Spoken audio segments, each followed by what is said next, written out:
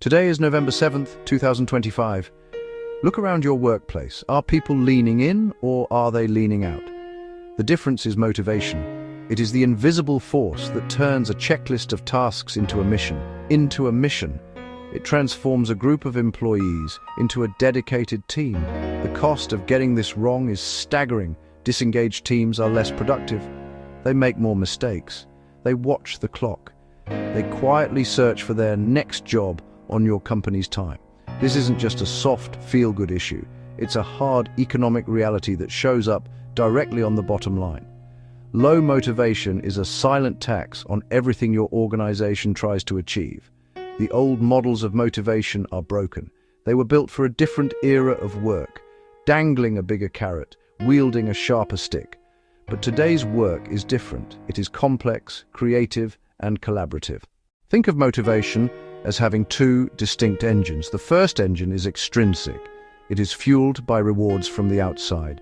Your paycheck, year-end bonus, public award, praise from your boss. These motivators are powerful. They are the baseline.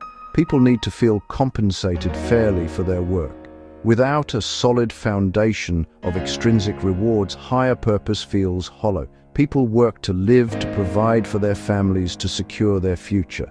These external factors get people in the door. The second engine is intrinsic. It is fueled from within. The joy of solving a difficult problem, the satisfaction of learning a new skill, the sense of purpose from contributing to a cause. Intrinsic motivation, because they matter, because they're interesting, because they're part of something important. Decades of research in human motivation point to three universal, innate psychological needs.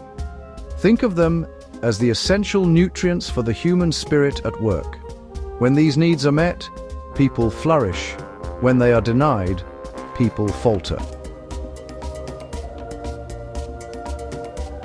The first of these nutrients is autonomy. This is our desire to be self-directed. It's the urge to have control over our own lives and our work. Autonomy is not about working alone or ignoring the team.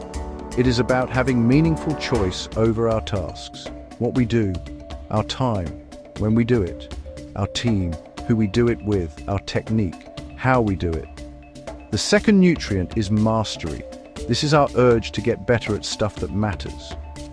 People have an innate desire to learn, grow, and improve their skills. Think of a musician practicing scales or a programmer learning a new coding language. Understanding the science is one thing, applying it is another. To build a truly motivated organization, leaders need a practical plan. Here is a framework built on three pillars. The first pillar is the evolving psychological contract. This contract is the unwritten set of expectations between an employee and an employer. It's no longer a static one-time agreement. It must be a living, breathing conversation. Leaders should regularly check in with each person about their needs for autonomy, mastery, purpose. These conversations should be part of regular one-on-ones, not just annual reviews. Ask simple questions. Do you have the freedom you need to do your best work? What skill do you want to develop next? Do you see how your work connects to our team's goals? The second pillar is distributed motivational leadership.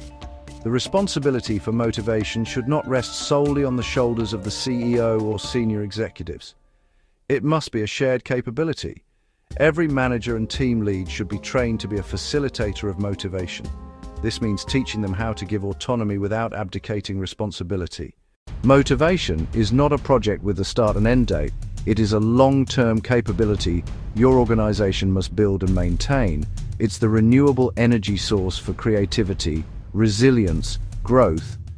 Companies that master motivation don't just win short-term, they create a sustainable advantage. They build a workplace where talented people want to come, want to stay, want to do their best work.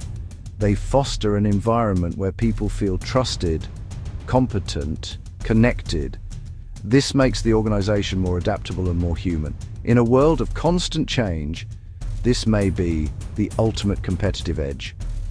The journey starts with small, deliberate steps. You don't need a big budget or massive consulting. Start right now in your very next conversation. Shift your mindset from command and control to empowerment and trust. Think of yourself not as a director of tasks, but as a creator of conditions.